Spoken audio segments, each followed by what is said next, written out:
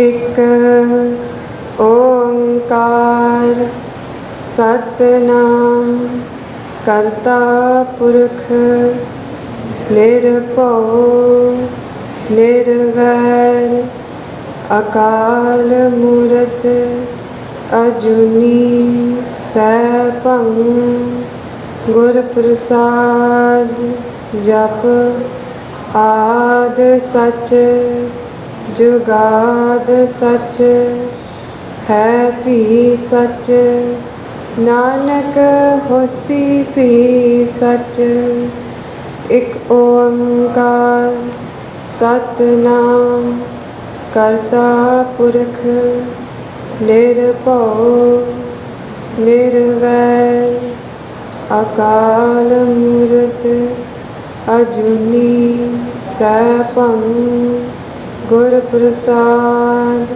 ਜਪ ਆਦ ਸਚ ਜੁਗਾਦ ਸਚ ਹੈ ਭੀ ਸਚ ਨਾਨਕ ਹੋਸੀ ਭੀ ਸਚ ਇੱਕ ਓੰਕਾਰ ਸਤਿਨਾਮ ਕਰਤਾ ਪੁਰਖ ਨਿਰਭਉ ਨਿਰਵੈਰ ਅਕਾਲ ਮੂਰਤ ਅਜੂਨੀ ਸੈਭੰ ਗੁਰ ਪ੍ਰਸਾਦ ਜਪ ਆਦ ਸਚ ਜੁਗਾਦ ਸਚ ਹੈ ਭੀ ਸਚ ਨਾਨਕ ਹੋਸੀ ਭੀ ਸਚ।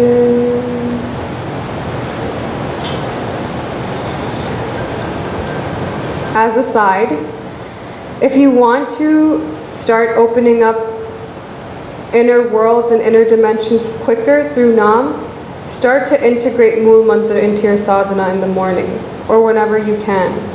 At least sometime throughout the day, sit down and for 5 minutes just do Mool Mantra and then increase. Mool Mantra is extremely powerful when it's done japa.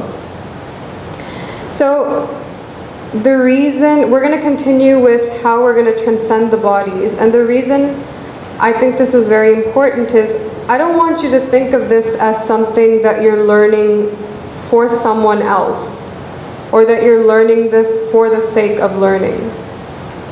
This is you, and this is your composition. You have to transcend all of this as well. So for the serious seekers in the audience that want to have darshan of Guru Sahib, that want to have darshan of Vaheguru, this is the methodology that was inscribed by many, many saints that got to the high levels. This is what they did. And if you think about the Sikhs in our history, Bhai Mani Singh Ji, what happened to Bhai Mani Singh? Cut. Their limbs were cut. And when the executioner started at their wrist, Bhai Mani Singh stopped them and said, "Start at my first joint." They cut this one, the second joint of the finger, the third, and then they got to the wrist. Then their elbow, then their arm. And they did that with their legs. And they cut them limb by limb by limb. But Bhai Mani Singh Ji did not waver. They didn't even say that pains, that hurts. That's not because they were really trying hard to make sure that they don't scream or they don't whimper. It's because they were sitting in a completely different inner dimension where they were not feeling that pain. They knew that that body, this physical body, is not me. Someone cuts it up, so what? Doesn't mean I'm getting cut up. So they are we can do that as well. There seems to be this understanding amongst Sangat that only Bhagat Kabir Ji could get to that high level. Only Baba Deep Singh Ji could get to such a level. That only Bhai Mani Singh Ji could get to such a level. That only Bhai do you know Mai Pago? After she was the bodyguard of Guru Gobind Singh Ji, after Maharaj had passed, she went down south. And she just set up a little cave for herself, and she sat there and did dhyan and bhakti all day. She got to such a level that she wasn't even aware. This was before Maharaj had left the body. She wasn't even aware of her outer body. She was so detached from it that sometimes sources say she would forget to wear clothes. Not consciously thinking, but because she was just completely detached from the outer physical body.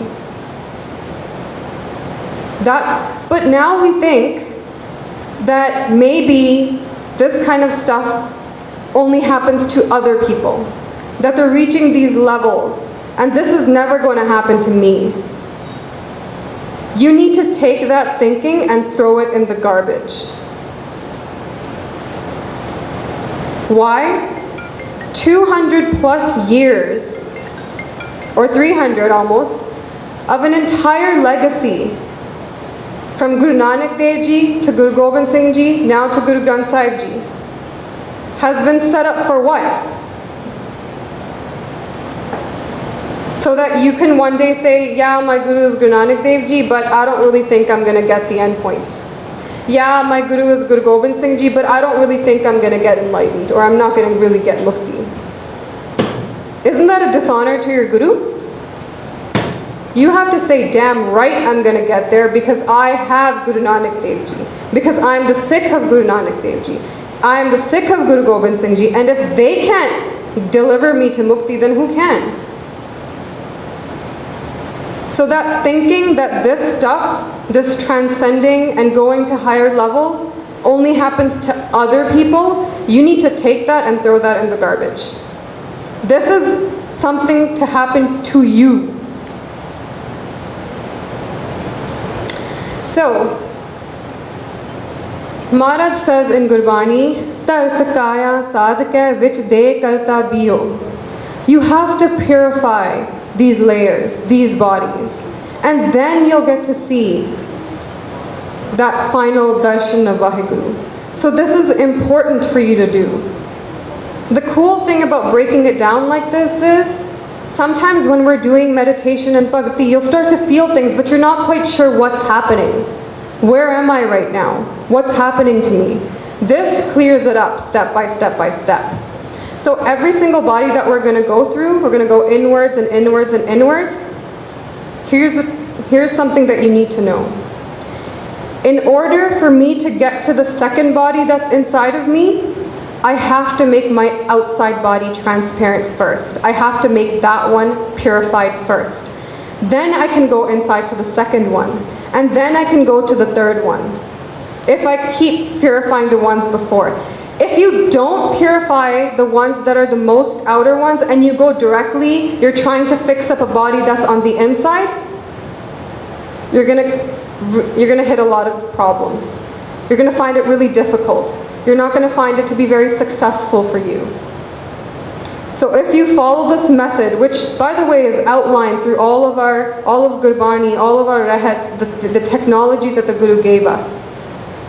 So this is for you, not for the sake of learning, but for what you can actually go home and do.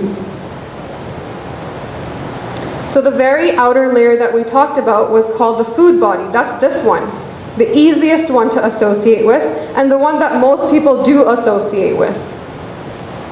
But I have a question.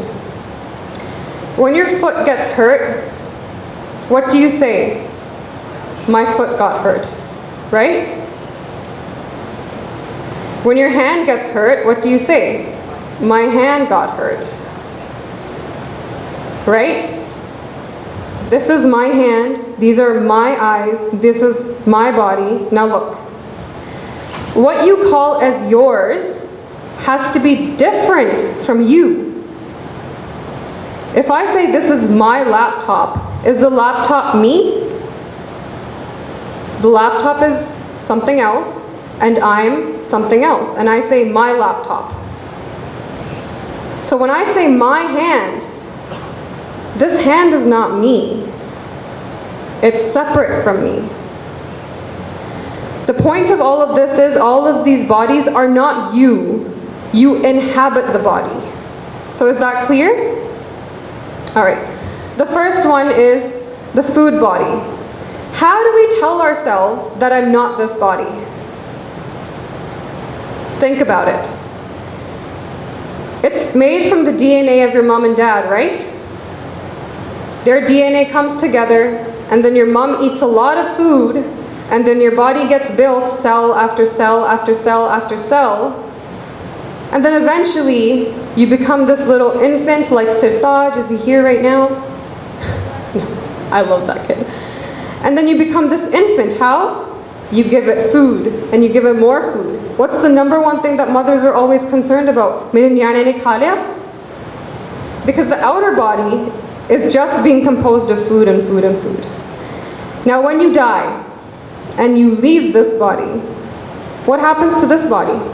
Does it die? Yeah. You burn it in the fire, and it goes right back into the soil. And then you're going to mix up that soil, and eventually that soil, you're going to plant a little carrot seed in there, and it's going to make another carrot, and then that carrot you're going to feed to a mother who's going to make another baby, another body. So this outer body just keeps getting recycled over and over. And what's interesting to think about is many, many generations of data are on you. Right now, you have your grandparents' nose. You may. All of your grandparents and your ancestral history is all inside of this outer body. But here's something really interesting. This body has always stayed here on earth. And this same body that you have right now, it comes and it decomposes, and then another being inhabits this body.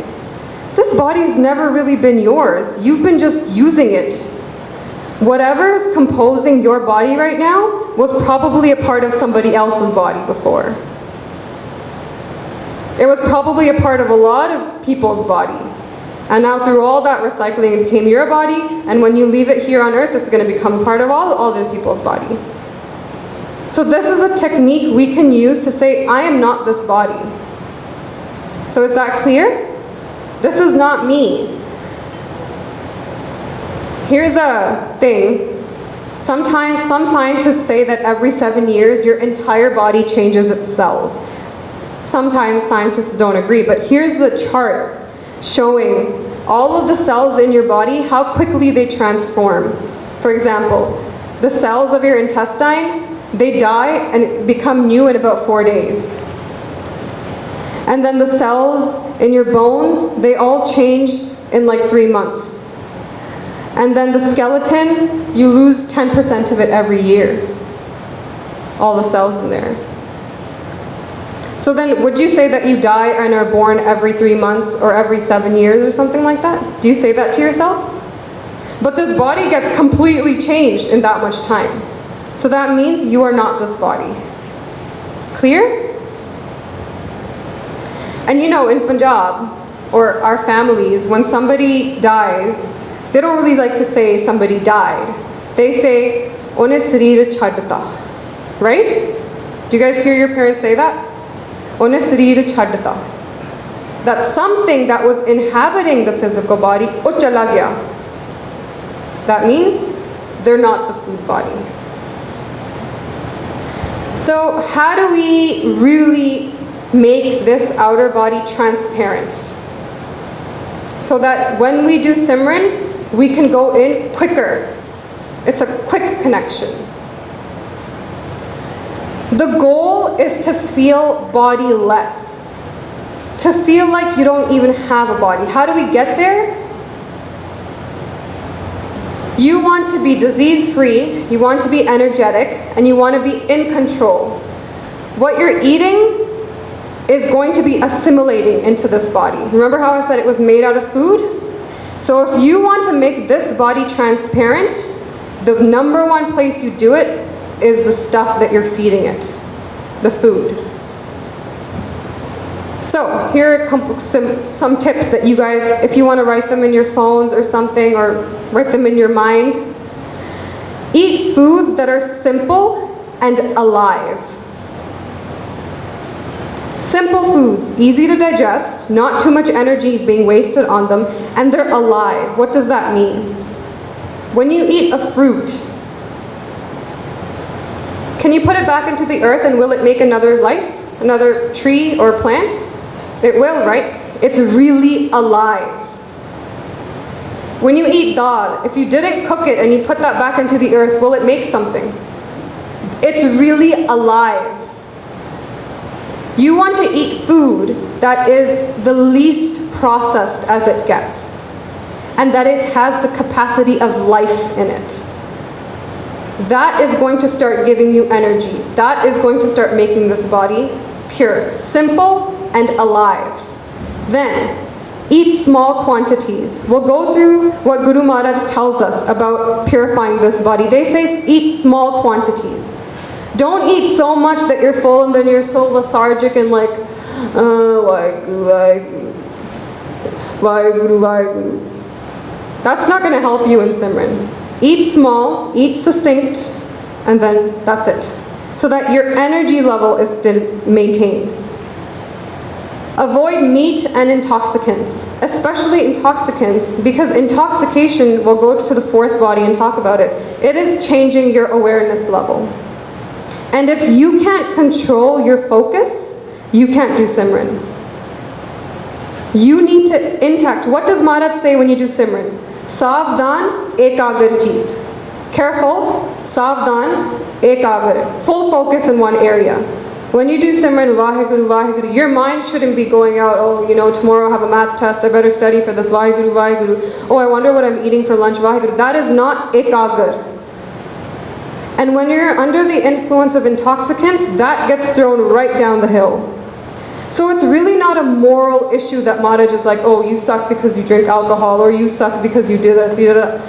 Maharaj is concerned that Nam is going into you, because that is what's going to emancipate you at the end. They're concerned that you're digging, and your digging is successful. They don't want you to hit a roadblock over and over and over again. So they say right off the bat, no intoxicants allowed. If you're a serious seeker. Meat creates a lot of lethargy. It creates a lot of heaviness in the body. And our digestive systems aren't really formed in a way that meat's actually supposed to be in there. Our teeth are not formed in a way that we're actually supposed to be eating meat. So the Maharaj is saying, see, a lot of people that have done bhakti in the past, they've experimented. They said, I ate this, what happened to me the next day?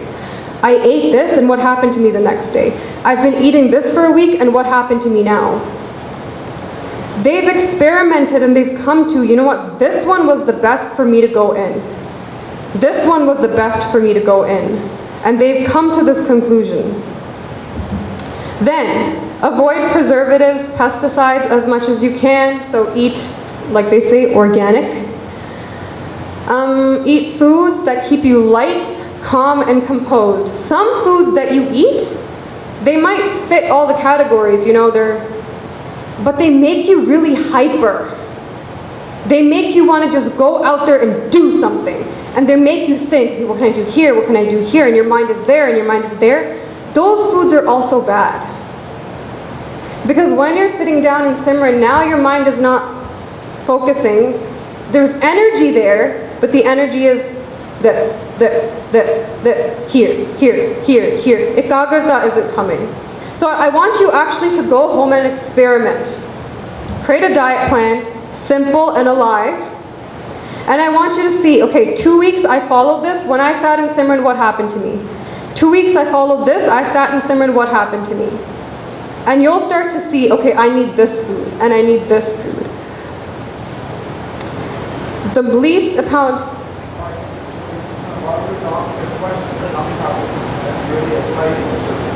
So why don't we do this? After we finish one body, I'll take questions. Yeah? So keep least processing involved. The best foods for Simran are fruits. Off the bat. Right off the bat.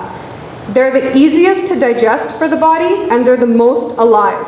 And they'll give you all of the minerals and nutrients right away. So eat more fruits during the day, which I don't mind because they're nice to eat. Oranges, bananas, apples, so forth. And then something else is important. There have been studies that your intentions, that your mind levels actually influence things at the molecular level. And so scientists go in and they actually start to see if this is true. People's intentions can influence the food that they're giving you. If somebody is making food for you and they're constantly angry, and they are spitting, like they say, spitting fire, and they're just not in the right moment, and they're throwing the food and they're like, this happened, that happened, whatever, and they give it to you, guaranteed some of that is going to come to you via that food. So you want to eat food that is made with positive intentions, someone that's in a good mood, someone who's doing Simran. That's why, if you think about it, almost every faith in the world prays before they eat food. The Christians do it, they pray and then they say Amen. The Muslims do it. The Sikhs do it as well. There's actually either a Sikh, before they eat, they look at their food and they do Mool Mantra, or they say Kam, Krodh, Ar, Lobh, Moh, Bin Sajai, Ahumev, Nanak, Prabh Saranagati, Kar Prasad Gurudev. They're sending a positive intention to the food, which is then going to assimilate into this body and help them transcend it. So eat food with good intentions. Finally, the water. Do you know how much percentage of this body is water? About 60 to 70%. If you can fine-tune the water that you're drinking, it's going to make a really quick, big impact.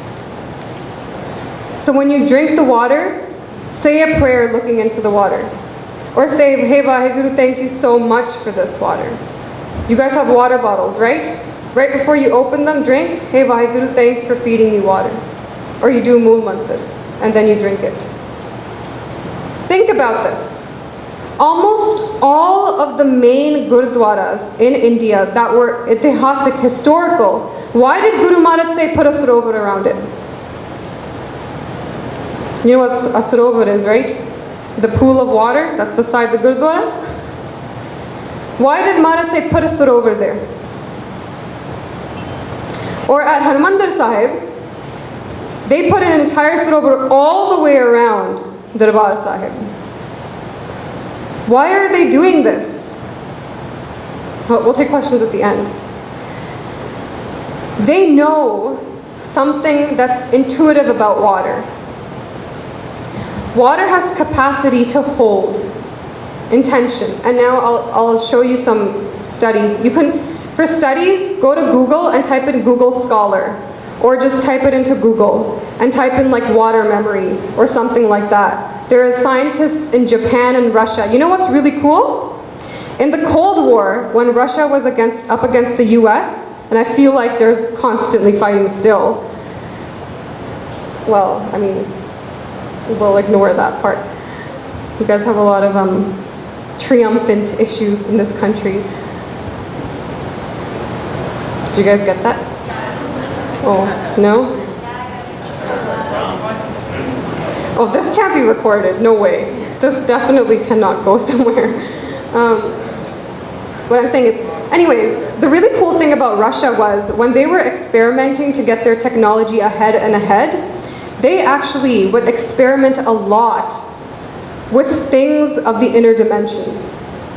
And a lot of their researchers and the Japanese researchers were the ones that were putting out these studies saying, there's something else to water, you need to listen to this. And a lot of these studies used to be sort of backlashed in because it was very powerful and it was going to change quite a few things. So some of these studies through different people have started to emerge again. And now they're showing, oh wait on, water does have some powers. It's not, water is not biased in that it's only going to take good intentions. It can take bad intentions as well. But it has this thing where it holds intention. So when all of the sarovar is constantly being fed with kirtan all the time, with gurbani all the time, when you take an ishnan in there, it's going to do something to this body. There's something happening even at the logical level as well. So that's why it's so important that even the water that you look at, there are accounts of saints that, for example, somebody comes to them and they've gotten like leprosy or something. And it's written in the autobiographies of some of these saints. And they say that what the saint did was he took a bowl of water and he started reciting Japji Sahib.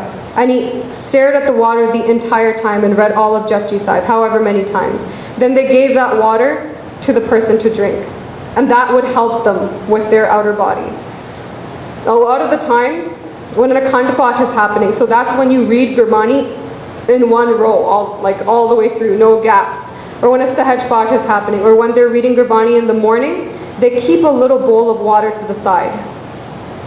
And the Bani is consistently going in there, it's going in there. The intention of the reader, for example, if that reader reads a line and it makes them go into Bhakti Ras, that's getting transformed in there.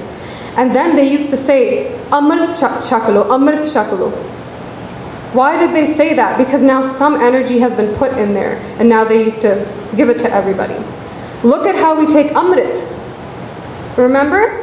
From Guru Nanak Dev Ji's time, they used to give Charan Pahal. They used to put their foot in there. Because your fingertips and your toes are really concentrated energy centers. We're not going to talk about that today. There was a whole tech to why the Guru did that. The water got energized, and then the Sikh used to drink it. But now what does Maharaj do with Khande Di Pahal? It's water.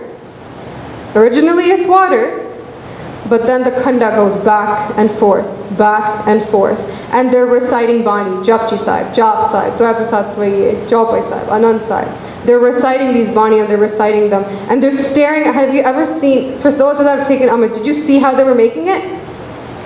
Right? Their eyes do not leave the water.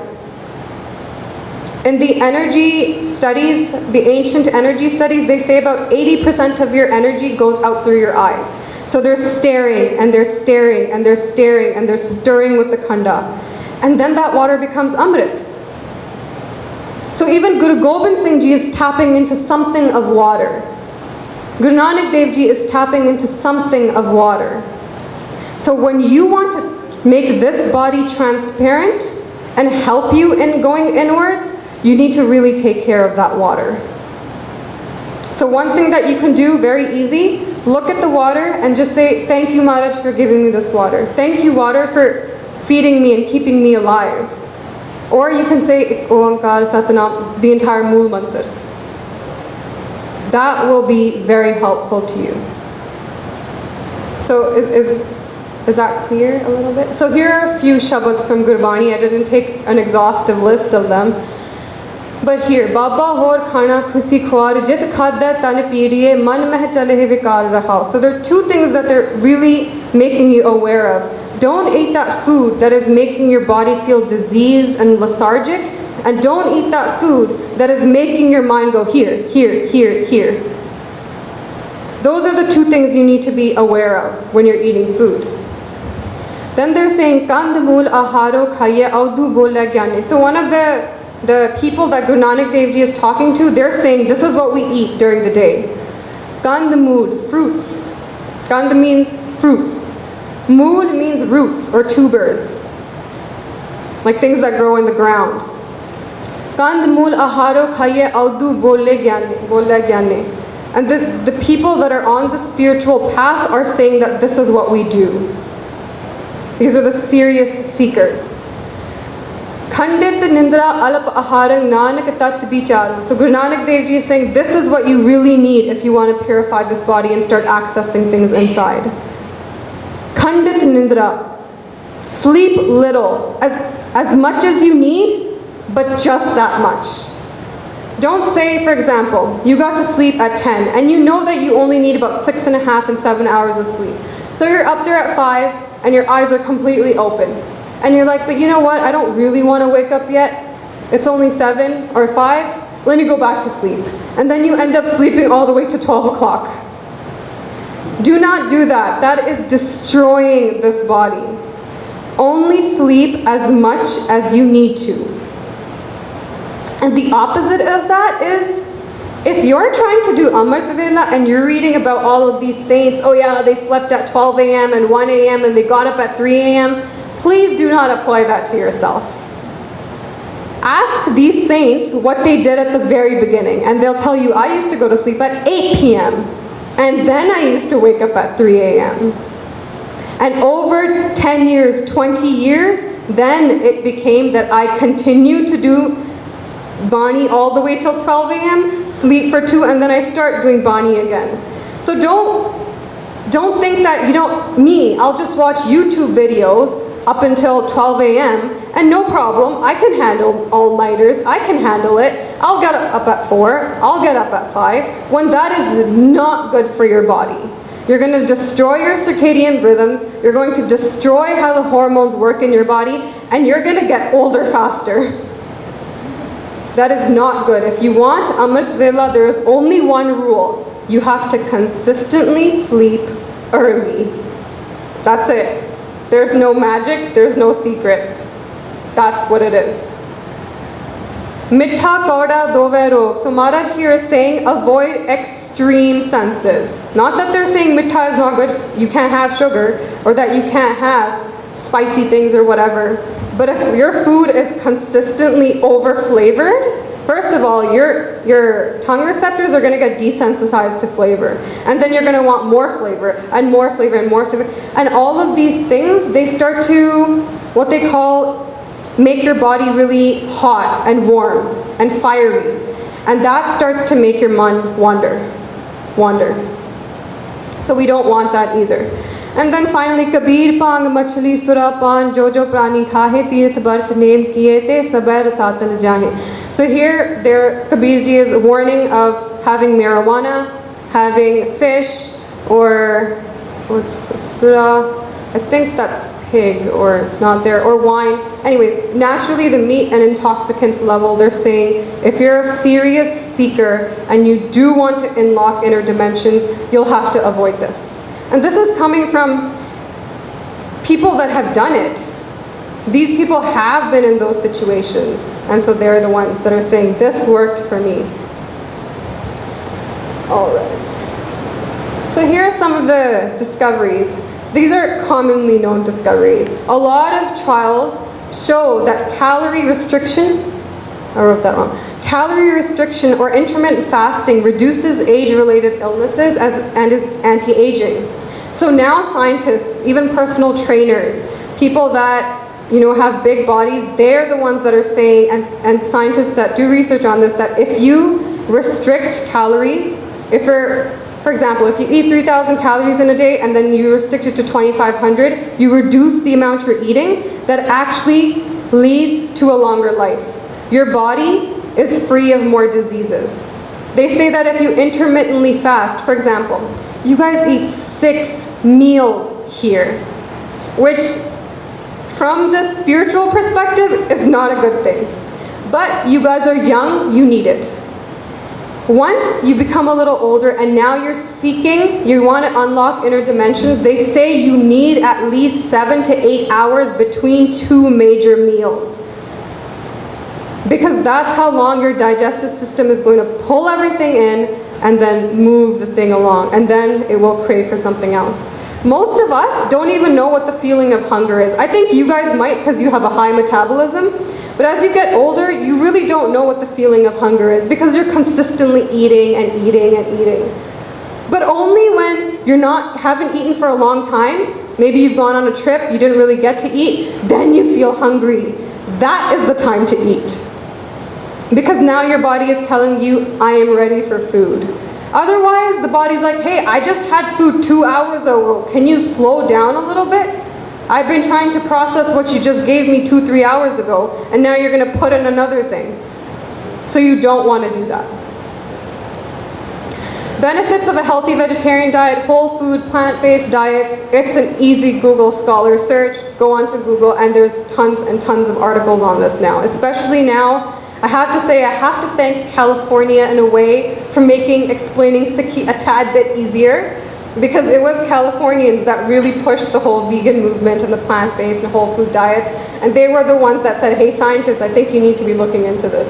The people that didn't like it so much were the meat industries and milk industries and all of that stuff. But now if you want access to information scientifically, it's a quick Google search. And now scientists are coming through and saying, I know we've been telling everybody that you need protein to build yourself up, but too much protein is actually bad for you. It's leading to bad heart conditions. It's leading to blockages in a whole bunch of bad stuff. And the funny thing is, I kind of agree. You know the Pahalwans of Punjab? They were, you know that dude, that wrestler, that really big wrestler? What's his name? Yeah, that dude. Vegetarian diet for all his life. And look how big he is. Look at the biggest vegetarians on the planet. Elephants. What are the other ones? Rhinoceroses, hippopotamuses, all these people. Say Triceratops? Someone say that? Oh, giraffe. Yeah, giraffes. Right? So this idea has been perpetuated in society that you need so much protein to build yourself up. It's really funny. One of the people that I know, he has a lean build. And he really wanted to bulk himself up a little bit. So he started eating meat. His body rejected it so bad, he actually lost more mass. And he's wondering what the heck is going on. So the doctor tells him, you need to cut off your protein. Maybe just fall back a little, increase your carbs, and keep burning the carbs. So he backs off, and he says, you know what, I'll stick to the prashad and I'll stick to the sabjiyan. You know, this person took down cauliflower as if it was nothing. Gajra, cauliflower, what was shimla, mirchan, aloo and stuff. And slowly, he actually started to build. So I've actually seen it happen, where too much protein can be dangerous for you. Actually is dangerous for you. And that's a quick Google search if you want to do that. The point of this entire thing is, we need to make this body transparent so that we can go inwards. So is that clear for today? Was that a little bit more helpful for you guys? Why we need to clear this body up, and some tips on that you can actually use when you go home and even at camp this time around. Okay? You inhabit this body. You are not this body. And the only way that you're going to actually start to be able to feel that is if this body starts to become more and more transparent, more and more lighter, more and more bodiless. All right, so questions? Question? Oh, sattvic diet. Yeah, so you remember how we talked about satogun? How satogun is the one that has clarity and knowledge? A sattvic diet promotes satogun. So remember how I said tamogun was dark and opaque and not really clear? Rajogun moves around a lot. Tamogun is still, but it's clear. So we want clarity. When we go into Simran, we don't want blockages. We don't want our mind going here and there. Nothing's really happening. I don't really feel it today. The love isn't coming. No, we want it to be so clear that as soon as we sit down, the Anand is coming. I'm into it. The energy's coming. We want that. Isn't that what we want? You know, all of us sit down to say Vaheguru and nothing's happening. We don't want that. We want something to start. We want the digging to start happening, and quickly too. So this is what they followed. Any other questions? Mm-hmm.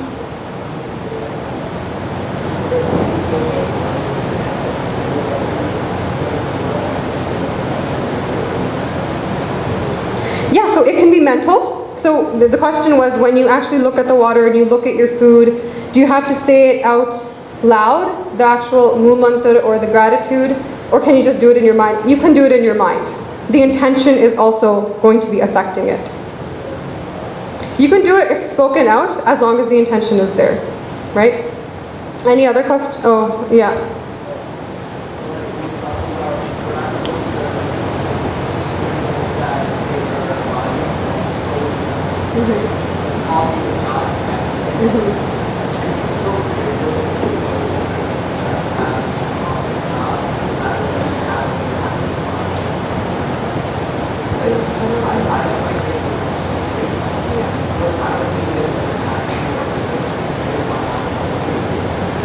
See, I know that you're not using it for that, but when you put that substance in, it's going to be naturally, right?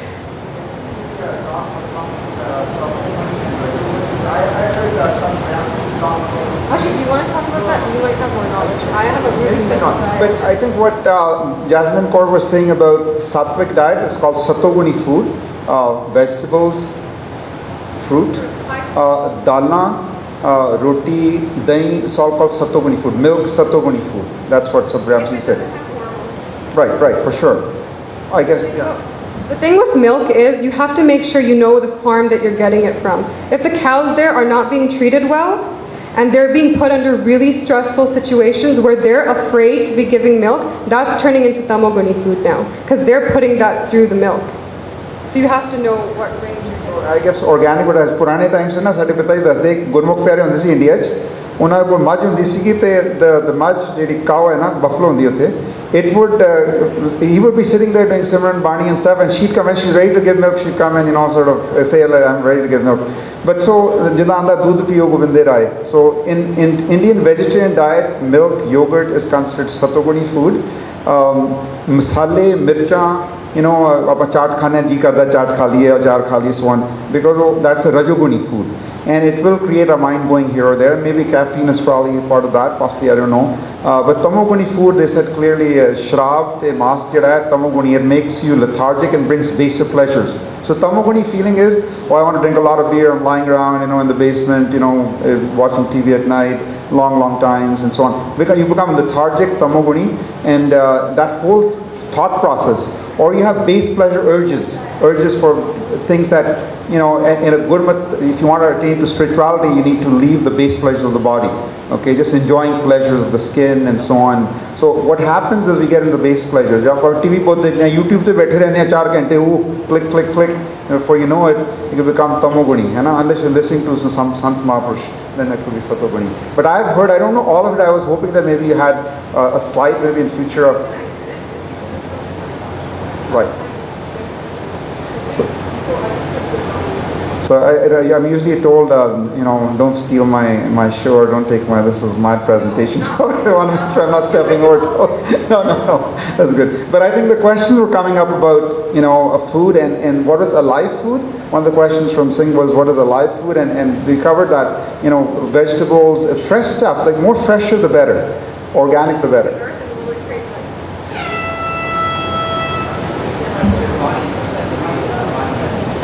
Yeah, so a live food is food that you can take, put it back into the earth, and it's going to give you something.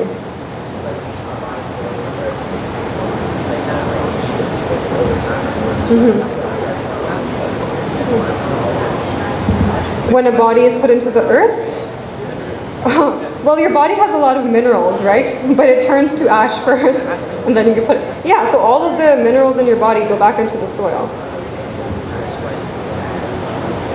Yeah, so eggs are also considered tamoguni. Highly processed food is also considered tamoguni. For example, ice cream is a highly processed food, so it becomes tamoguni. Remember how I said you want low process, you want them to be alive more, right? I can't put ice cream into the earth, it's not going to give me anything. But organic milk is, by Guru's standard, is considered satoguni, right? So they're talking about dairy milk, but if you're taking in something like, let's say you're taking in almond milk, so nuts and seeds are also considered satoguni. So if you need a snack, take some almonds, walnuts, seeds, because you can put them back into the earth and they'll give you something, right? So if you want to make, let's say, almond milk, right? Still a good option, but if you can make the almond milk at home, right in front of your eyes, that's even better. I know that's harder. But what's up? Like you said, organic. You should get like the properly raised, but like how do you know like where it's coming from? Because like. Okay, so one thing that I do with the question was, how do you know that your milk is coming from the right place? To be honest with you, I look for the organic symbol and I look for the company that's giving the organic symbol out, what their things are, restrictions are. Sometimes on the milk packet it does say comes from free range cows. So these cows are allowed to graze out in the fields and they're allowed to they're not put into these, buildings upon buildings and they're being stressed. So that's what I use. Overall though, I've had to cut a lot of dairy out and I won't drink it if I don't know where it's coming from. Because I'm saying this because I've done this stuff. I've actually experimented with different foods and I can feel it. On certain days I'm going in quicker, now I'm feeling lethargy, my body's not tipping right, I'm low on sleep. I can tell all of that stuff. And you will be able to as well once you start changing your diets. Now, how do you change your diet? You're thinking, oh, that's a lot of stuff I have to let go of and whatever. When I first made the change, sorry, just one second. When I first became serious about Bhakti and I was like, okay, I need to tighten up because this isn't a joke for me anymore. When I first started doing it, it was a little hard.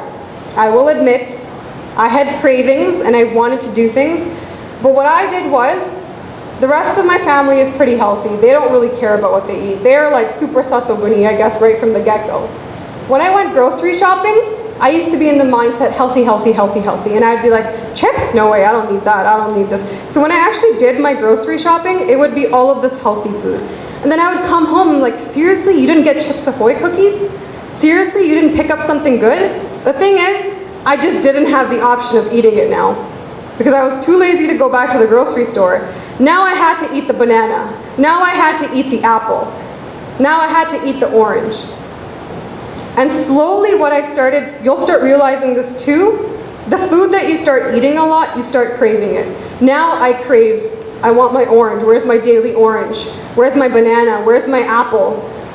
All of these things, you'll start craving the right things. But there will be a change, a time, a transition period where things are going to be a little tough. That's just because your body is used to having those things, right?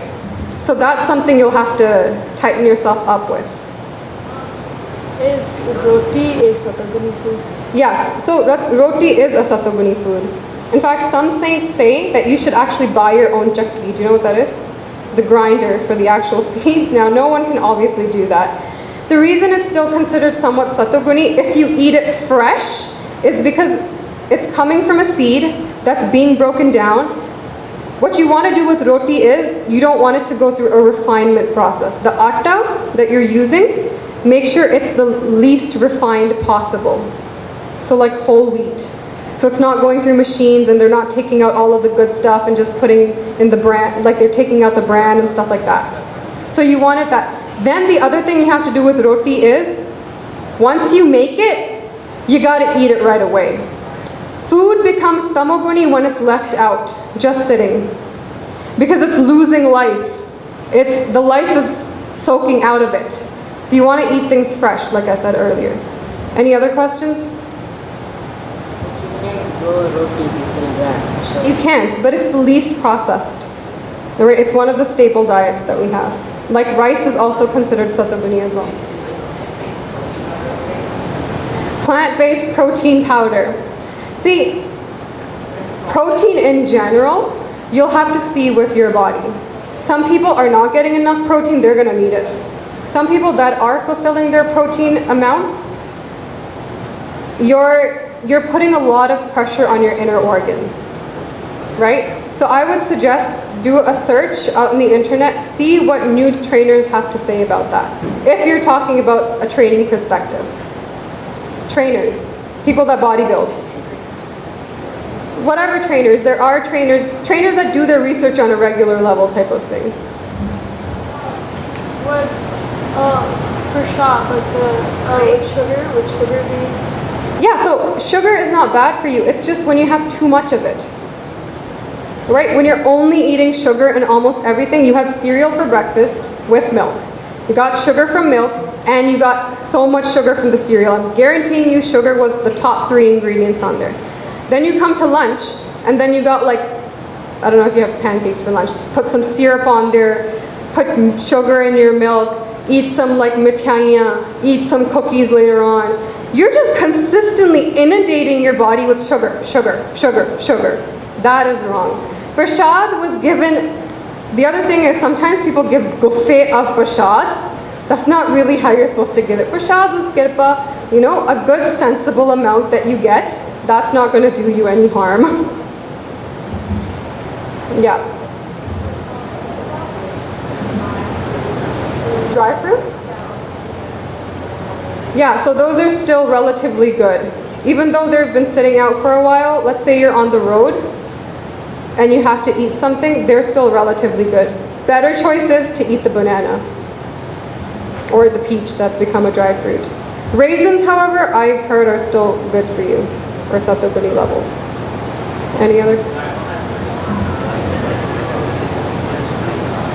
Oh, I just made a general statement, right? Some people think that they need to eat a lot of meat because they need protein, right? But that's not necessary, right? So just go online, put in your BMI, put in your like body weight, your height and whatever, and then see like what is my recommended protein intake that I need. BMI, yeah, I mean, there's a whole bunch of stuff about it. Sorry, what were you saying? Okay. Yes? I have one last question. Oh, we have 2 questions. We're never going to get to the next body. Yes. You know how people talk about prashad? Mm-hmm. I heard that sometimes in the body they put like Marijuana in the prashad? Oh, the shahidi deg thing that you're talking about. That's a completely different issue. It was, shahidi deg was not a, the people that took shahidi deg, the nihangs, when they took it, was because they're going to battle, not because they're going to sit down and simran. Right? When they were in battle, for example, they've been wounded, right? If your wound is consistently throbbing, you're not going to be able to pick up your sword. So then sometimes they use different medications from a medical perspective. Then they would put it on, or they'd eat like 5 leaves, and then they would be like, you know what, I don't feel the wound anymore, pick it up and go. But it wasn't from the perspective of, I need to sit down and do bani. That's not when they did it. It was when they were in the midst of battle, when they were always stuck in the jungles and someone was going to attack them and they had no medical supplies, nothing to do. That's when that happened. Otherwise, it didn't happen. So if someone does that today, I don't see why they're doing it. I don't know if they do, I haven't actually met them. Okay, one last question, and then you hold yours to the later, because we have to move to the next body. I had a question for you. So as you're creating transparency of your other food body, and you're transitioning towards that transparency, that transition process is a process as you're giving up certain things, but how long between once you're fully clear and transparent before your body's ready to move on to the next layer, and then once you do get to the next layer, if you do have a cup of coffee or eat sugar or something, do you fall back? So it is a continuous process because the outer body is going to stay with you, right? Until you get all the way to enlightenment, it's going to stay with you. So it will be a process that you have to continuously work on. How do you know that the working is doing well? You're having less problems, you're feeling strength. Amrit Vela, you're having more energetic levels, and when you're actually sitting down in Simran, you will feel the difference. You will feel that lightness, and then you'll be transcending onto the next level. So as soon as you start doing these changes, you will start to feel it. Now, if you've done it for a long time, and somewhere you had 1 cup of coffee, it's okay. Right? It's not the end of the world. Sometimes you have to do things that you just have to do. Right? You can't be so, like, better with yourself, especially as a grihasti, where sometimes you'll have to do things. Now, if you have set aside and told yourself these 3 years I'm going to do very difficult sadhana so that I can dig deeper, then that would not be allowed. Do you see what I'm saying? For a grihasti, sometimes the rules are slightly different than for someone who's doing really tough sadhana. Okay. Yeah, is it the horn blew? Yeah. So if you guys want to do jumping jacks for 5 minutes or something. I don't know.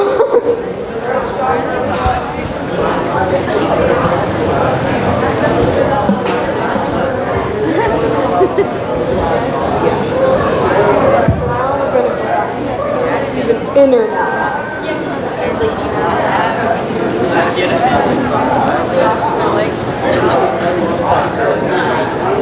Last time I walked backstage, it's pretty fun.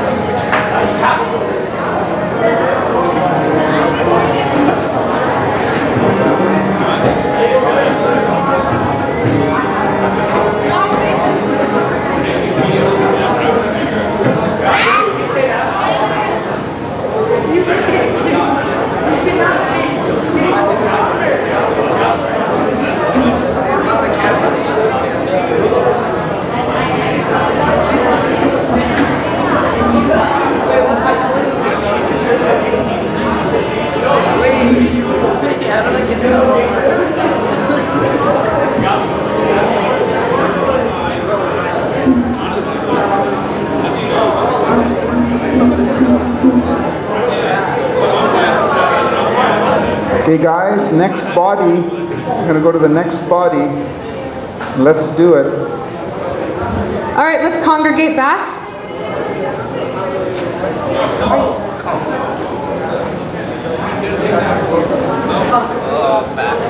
Big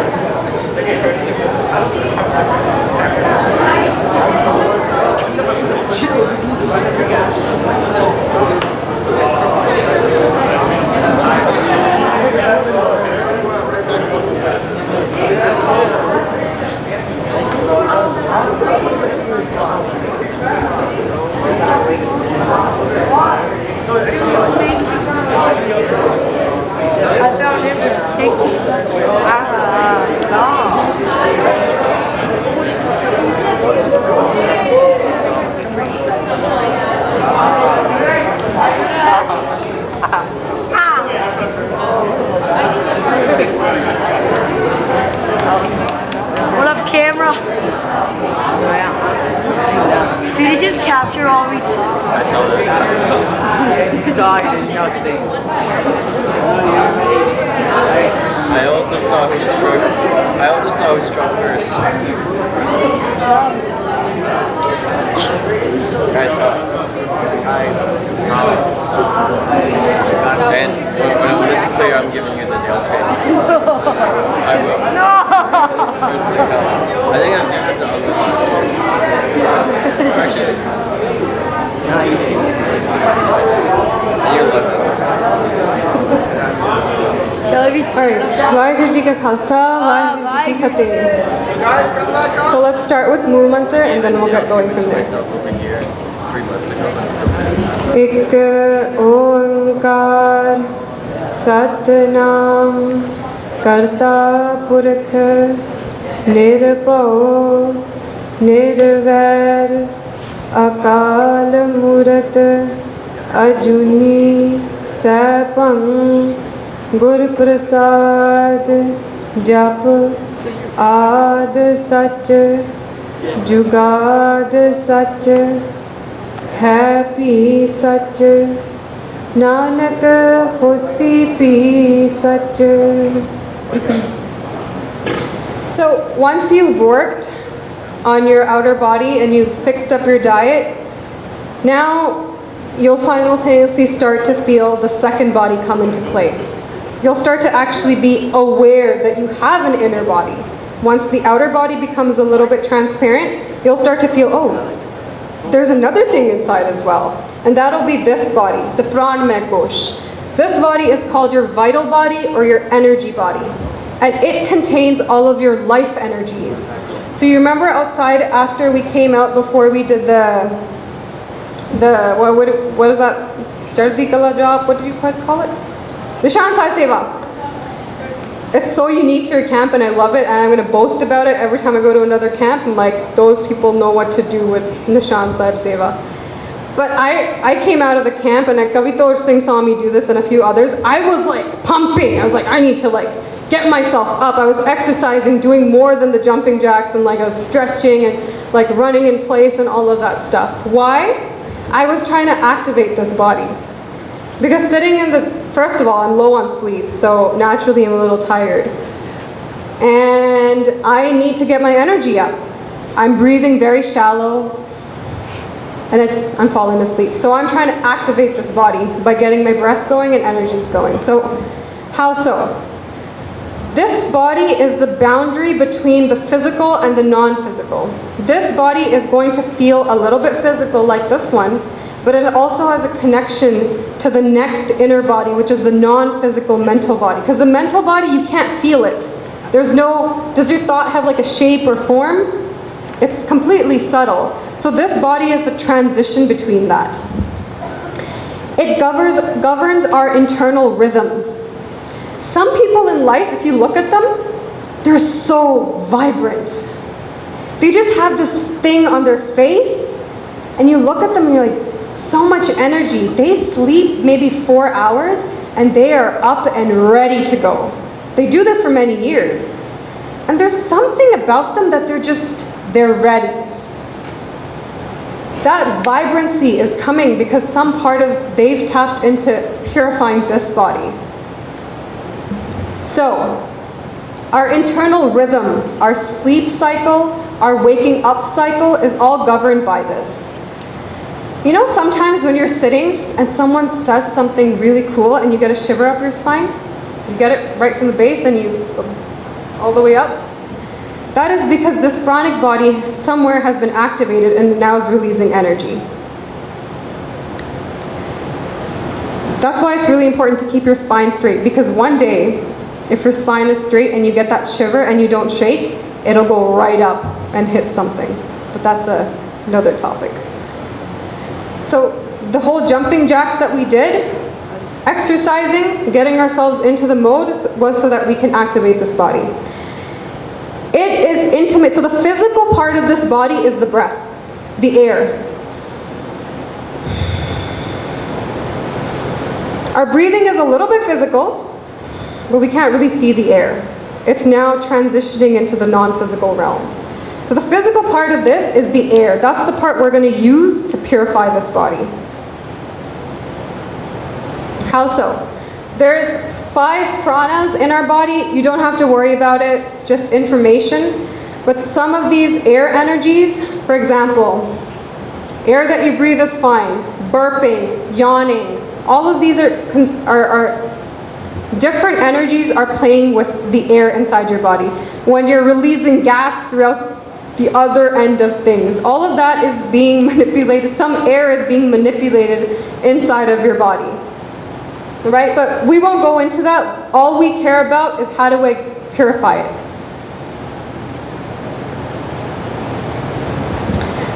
To purify this body, you need a lot of pure, oxygen-rich air.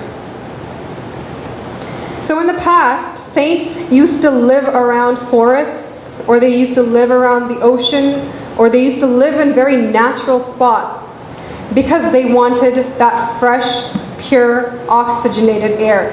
Guaranteed. If you go on some hiking trip, or if you go to India and if you go to the Himalayas, or you go to a really natural spot, you will feel a natural vibrancy come in your body. Just a very natural, no effort vibrancy will come to you. I have felt this. Different areas on the planet will afford you a different vibrant energy. So, seekers, spiritual people, bhagats and saints, they knew about this. They tapped in and they took it to their advantage. So what's things that you guys can do? At your home, open your window a little bit. Because you want a new influx of air coming into your house. The tips that I'm telling you are things that are for grihastis. I'm not asking you to go out into the forests and now start living there. That's just not within your capacity. So whether it's everybody that we're trying to purify here, I'm telling it to you as grihastis, as people living in the world. What can you guys do? Right? So in your homes, I do this every morning. So other than Simran, Asadiva, I have a different sadhana, a different routine of Simran that I have been doing for a long time. And within that routine, I have to open my window. And I have to activate this body. So I open my window, let the new influx of oxygen come in, new influx. I need to circulate the stagnant air in my room. Then go for a walk outside and breathe deep and consciously. So keep your windows open. You want an oxygen-rich environment. It's difficult to do in the wintertime, so pack yourselves up and go for a tiny little walk. Or maybe just walk around your house. Get some oxygen in. Keep plants around. I told you guys I was a bona fide tree hugger. I'm not kidding. If I see a tree, a nice old big fat tree, I will go hug it. I love trees for some weird, strange reason. I love trees, and I told you I don't want to buy a house. I want to buy a mountain. That's my dream. My life's investment is not a house. I want to buy a mountain, and then I'll make a little house on top of it or something. Anyways, that's a completely sidetracked thing. Keep plants around. These are going to naturally help oxygenate and sort of give life to the areas that you're around. And spend time in nature. Go out, if there's a forest close to your house, go for a little walk in it. Go where there might be a little garden of flowers. Whose house was I living at? Jadev's house. Oh my gosh, it's in the middle of the actual woods. Like, he doesn't even have to open his window. It's like literally going through his entire house. It's amazing. I was like, I love your place. It's surrounded by trees. What? Huh? Was that considered one of the nice houses? I don't know. I don't know what the deal. I know what the deal is here, but he had a lot of trees around his house, and I was like, I love this. So spend time in nature. If you're gonna go on a trip somewhere, go hiking with your friends instead of the movies. Right? Plan out an excursion where you can, maybe it's a 30-minute trek, go to a waterfall. Go somewhere and start spending time in nature. All right, this one's important. Before I move on, just for 30 seconds, try to tell me how you're breathing. Watch what part of your body is expanding when you're breathing. Just do it for 30 seconds, watch what you're doing when you're breathing. Just don't change anything, just normal breathing.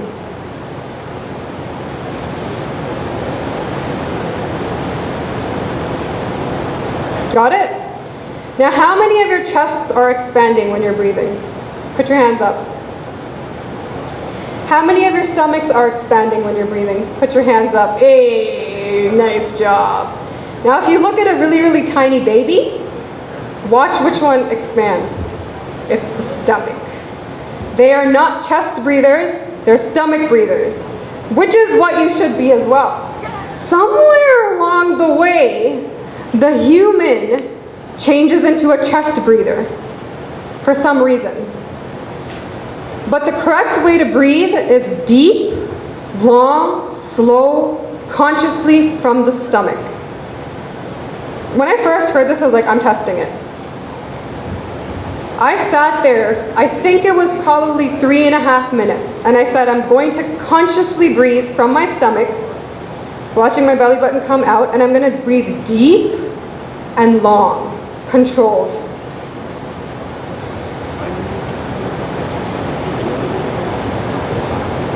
And I kid you not, in 3.5 minutes, there was something happening to my mind.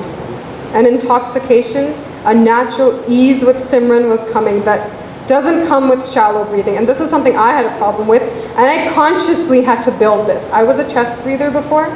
Chest breathers typically have some kind of thing they're holding on to, some kind of anxiety, something along the way. There's some emotional thing that is happening. So I'll explain that through some science studies.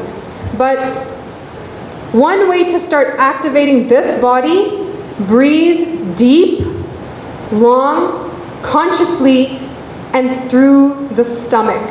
Do not lift your chest. Make sure it's your stomach that is expanding out and the stomach that's going in. Not this, but here. So do not take shallow breaths. Shallow breaths, not good. It will shut this body off. It'll make you lethargic.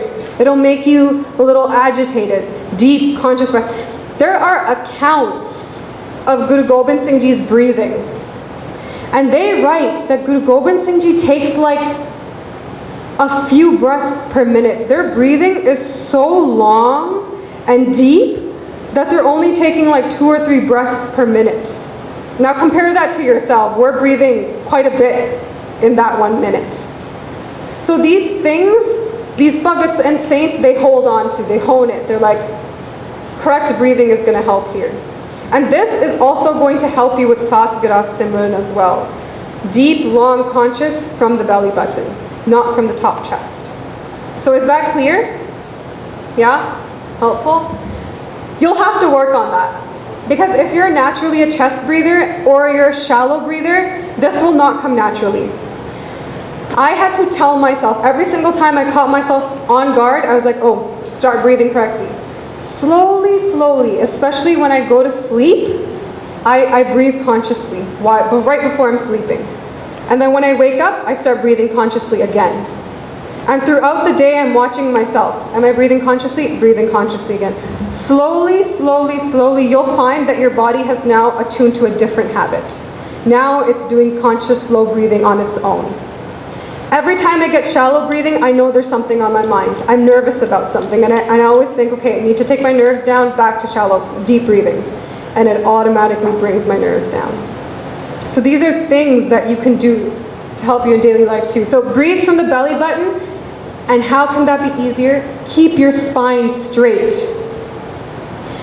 If you keep your spine straight, you're opening up the stomach. Now it's a little easier to expand and retract. If you're sitting like this, it's very difficult to open the stomach and retract in. When you're constantly sitting up straight, you are activating that pranic body. You want that body to be on all the time. And if you look at these vibrant people, they sit down and they're straight. They're like, what's up guys? Let's go do what we have to do. You know those people that are just, they're on all the time. These vibrant people. Look at how they sit. Spine straight and they're ready to go. And they're probably most likely breathing through their stomach as well.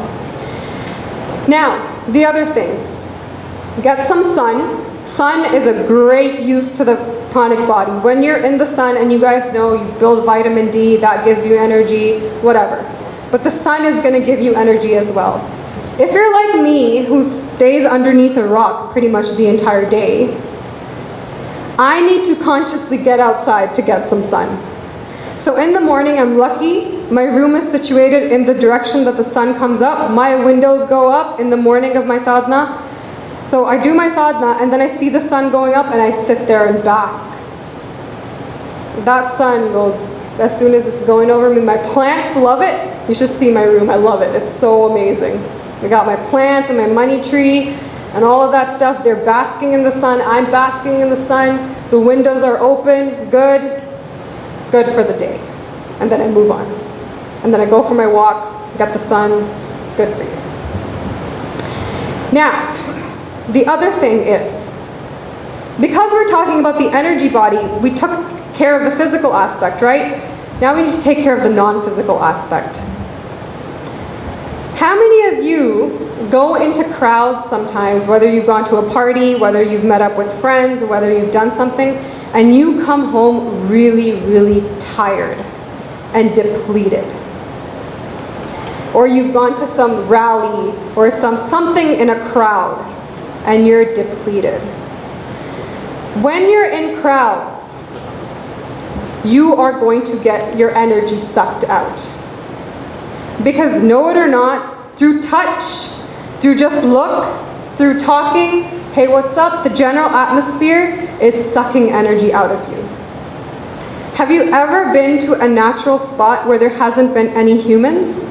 Go sit there, just for a little bit, and come back. You'll get recharged. You'll have more energy when you come back, because there's no human imprint there yet. So be careful about who you're touching. Everybody here likes to give me a lot of hugs, and sometimes I'm like, whoa, you know, New York really likes hugging people.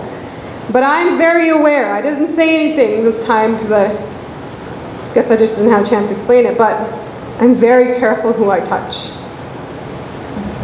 You know, in India, here's the cool thing. How do we say our fateh? 2 hands to ourselves. If you're down south, namaskar, or Jai Shri Krishna, or pretty much all throughout, hands to ourselves. Go to the Buddhists. All of these smart, intelligent societies, they're like, hands to ourselves. And then we come to like out here, we're like, yo, what's up? How's it going? Palm. Oh, how you doing? This. Nope, not touching. Right? All of this stuff.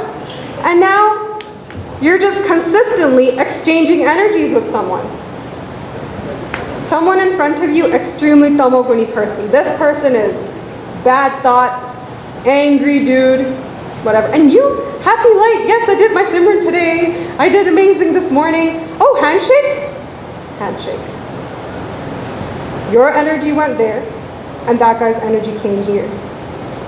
Unconsciously, didn't even know it, You lost something that you spent an hour doing Simran, and now some of that energy you've just given off to this other person. You know Will Smith? And a lot of other celebrities, if you watch how they take pictures with people, they go like this. You watch, or Keanu Reeves, he's really popular nowadays. He'll like take a picture and he'll be like this. He won't touch the person at all, like this. Oh, hi, how are you doing? And then some of them will say, oh, I'm a germaphobe, please, I don't do handshakes anymore. Oh, how are you doing? Good, good. Like that. They don't touch. And somebody asked him why he doesn't do that. He's like, because I'm transferring energy. He has to take pictures with so many different people throughout the day. He's like, I'm good. I need to just keep my vibes to myself. I don't know what vibes this other person is coming with. Stay away. Hey, I still like you, but away.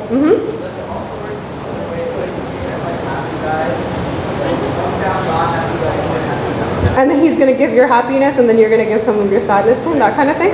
Yeah, the switch is mutual.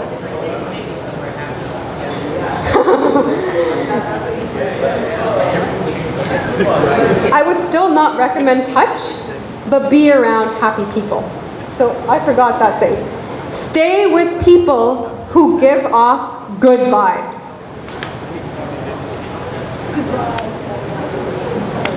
Questions at the end of the body, right? Keep it to yourself.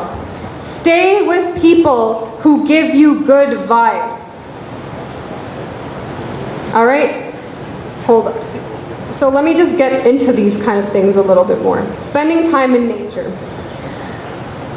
Amrit Vela people that have difficulty, I have difficulty sometimes as well with Amrit Vela. Tell me something. The flowers that start opening up in the morning, the grass that starts to wilt and starts to come back up, the leaves on the trees that went like this at the end of the day that start coming up, the birds that start chirping at 4:30 in the morning. I don't need an alarm clock in my house, by the way. This one bird outside of my room, 4:30 on the dot, starts chirping and loud. So I know I have to get back up. I have to get up because if I sleep, there's no way. That thing is way too loud. And then in 15, 20 minutes or 30 minutes, sometimes it leaves, sometimes it comes back. It does its own thing. Nature, the natural universe, animals, they all know when to wake up in the morning at Amrit Vela.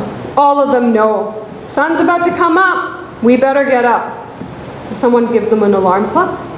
Or did someone give them some news? Oh, the sun's about to come up. Did someone tell them, hey, did you sleep at 8 p.m.? No. It's so natural for them. And it is, in fact, natural for us. But we have destroyed our rhythms so much. Our body is in a perpetual state of confusion that now even when we want to wake up and sleep, you're naturally, really, really naturally, your circadian rhythms are made in a way when the sun goes down, within an hour you're supposed to go to sleep. And when the sun comes up, almost an hour, hour and a half before, you have to wake up automatically. Go ask the people that live in Pinds in India, the villages. These people, without any effort, 8 o'clock comes and they're all drowsy like this. 9 o'clock comes, they're like, good night. They will not stay up past that. And if they do, they just keep looking at you like this, like, oh my gosh, I need to go to sleep. Why doesn't this person leave? Right? And then they'll tell you, be like, and then they go to sleep. These people don't have alarm clocks. And they're up at 4. They're up at 5. And they say if I get up later, I can't even go back to sleep if I get up at 4. They're like, if I'm awake at 4, there's no way you can put me back in bed. They're so in tune with the natural rhythm of the world. They don't give themselves alarm clocks. And you can do that too. You just become so darn advanced, as we say. And I would say that the person more connected to nature is a much more intelligent being altogether. The person that has retracted from their natural source and now is put into an environment of artificiality, that doesn't seem very intelligent to me. These people might not know English, but they know about their workings. And for that reason, I think they are more intelligent than we are. Much, much more intelligent. They have intuitions. They can tell it's going to rain. They don't need the weatherman. They can feel things in the atmosphere. They know things about how nature works. They can look at a leaf and say, this time, winter's going to come at this time. Oh, this time spring is going to happen here. Oh, look at the size of this beach. This is what's going to happen. They're so in touch. Us? Nothing. So I would say they're living a very intelligent life. Those people know the art of living. So how do we do that? How do we retrain? First of all, the goal is to align our rhythms and our energy flows to the same things as of the natures. Birds, flowers, grass, these things naturally know when to wake up. We want to come into our natural ease. We want to come to a state that our eyes open at 4 a.m. naturally. And it can happen to you. Regulating our circadian rhythms. One thing that you should do is start to avoid artificial light after 8 p.m. Your phones, screens, all of that stuff is destroying your rhythms because your eyes are picking up blue light at 8 p.m. or 9 p.m. or 10 p.m. And your brain is thinking, oh, blue light comes from the sun. So is the sun up still? And then your body's thinking, oh, the sun must be up still. Oh, it's not time for bed yet. And then it changes the hormone. On the other hand, your hormone body is like, oh guys, yeah, I'm sending melatonin up. Yeah, I'm sending it up. And then your brain is like, but it's sunny outside. Why are you sending melatonin up? And they're like, but wasn't I supposed to send up melatonin? It's not supposed to be sunny outside. And your body is in this perpetual confusion where now, after 11 o'clock, you didn't sleep, now you can't sleep. And now you go to sleep at 1 a.m. and you sleep for 12 hours and you wake up and you're still so tired. You've totally ruined the natural rhythm of the body. But you can get that rhythm back, start cutting back on that screen time, and start following more of the sun's patterns. The sun sets, hour, 2 hours, you're down and sleeping. Then the next day, set your alarm, have 7 hours of good sleep, solid sleep, set your alarm, and make sure you get up at 4 or 5, whichever you want to do. Get up. Within 3-4 days, your body will start to readjust. And it will say, this is what I needed. It'll start to readjust. And I'm telling you, your skin will get clearer, you'll get more vibrant, you're aging. Like scientists look at this, they're like, these people age slower. They just have people that live in villages, especially in Osaka, Japan, these green zone areas, these people are so in tune with their bodies and they have lives that go like 100, 120, this type of, and they're so healthy and vibrant because they're so in tune with this nature. And if you look at the most successful people in the world, Bill Gates, Oprah, Steve Jobs when he was around, pretty much Warren Buffett, all of the very rich, successful people in the world all wake up in the morning. Very early cycles. Celebrities, if you look at their lives, they all wake up 4 a.m., 5 a.m. They know something about it. Sorry, what? Successful people are honing this body. Why? How do you think they can achieve so much in their life? Some of us are like, you know, those YouTube comments you're looking through, oh, this person did so much. Oh, well, here I am sitting on my sofa eating like chips or something. I see those comments all the time. It's because this vibrant person has tapped into an energy. Now this person's able to achieve a lot more in just the same amount of time. And all of these successful people, they get up at like insanely early times. Some of these, I was reading about, like I was trying to figure out how other people do Amrit Vela and waking up routines. Some of them wake up at 3:30 and start working out. They're like, we need to put energy into our bodies. And people are 50 years old doing this. So successful people have figured this out. Morning people are the successful people. People think that night owls, and I used to pride myself in being a night owl, thinking, yeah, I must be the more intelligent one because I'm a night owl. Until I got old and said, nope, that's completely not true. It was the morning people that get things done better. It's the morning people that get successful in life. And when I started to change that about myself, I figured it out. I was like, yeah, the morning is where things get done. The morning is where you start to achieve things. Mornings are important. Whether you do it for spiritual life or whether you do it for material life in the world. You want to be successful, hone your mornings and get your rhythms together. Avoid crowds, mountains, forests, or areas with very low energetic imprint. You can go there and everything feels still. Go into a crowd and something's going on all the time. And because of this, your energy gets depleted. Go into a still place and you'll get recharged. So you want that for yourself. Satsangat. What is Satsangat? Surround yourself with people who have positive, sattvic energy. And if you're a truth seeker, then go around people that also are seeking the truth. They are sending vibes to you. Vibes meaning vibrations. Non-physical elements are coming off of them and affecting you as well. You need to... but then, Satsangat kaisi jani hai jithe ek ko naam bakhani hai. So from Maharaj's perspective, who's concerned with enlightenment, they're saying go to the people that also want this enlightenment thing, that are practicing it, that are doing it diligently. Now, in the past, Satsangat used to be a place of experience.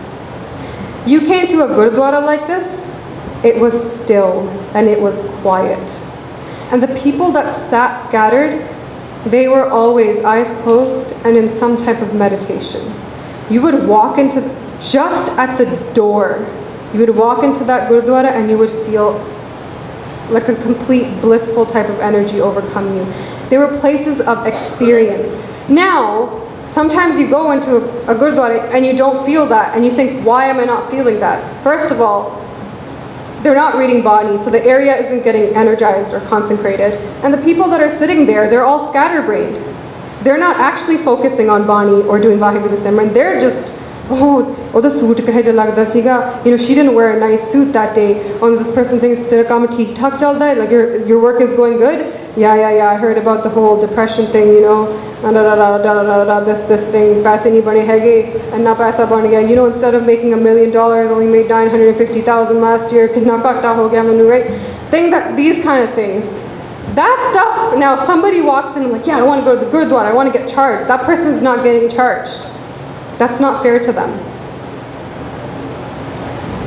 So, Satsangat was a place of experience. Purified Brahma siddhis, people are naturally attracted to these people. Someone who has a very purified Brahma siddhi and purified inner siddhis, people are naturally attracted to them. Think about how people were naturally so attracted to Guru Nanak Dev Ji. It's just something that overcomes you. The thing is, if you've never met a person like that, it's hard to kind of relate to what that feels like. But Maharaj Kirpa I have, and I can tell you, there's some kind of attraction about them. You just want to be around them. You just want to keep staring at them. You just want them to keep talking to you. And so this stuff, anyways, it works. So here's the thing for you. From a real perspective, go to the people in your life or in Satsangat that make you feel more calm and at ease. That make you want to pursue a deeper dimension of yourself. The caveat is, it might not be the person wearing the bana.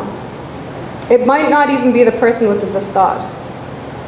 It might be a completely different type of person.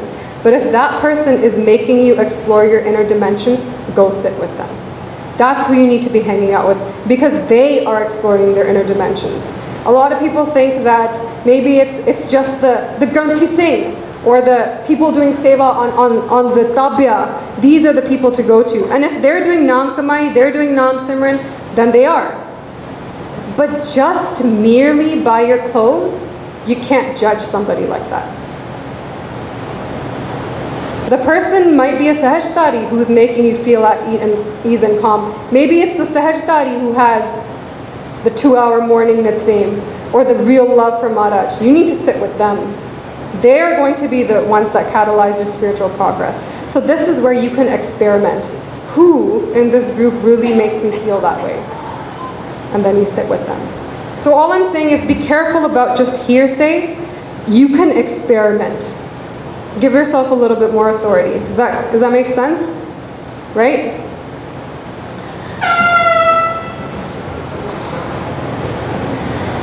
We'll just stop at this body. So the pran mein sareer, you inhabit this sareer. You are not it. First, we purified our outer body, and that helped us get access to our inner body.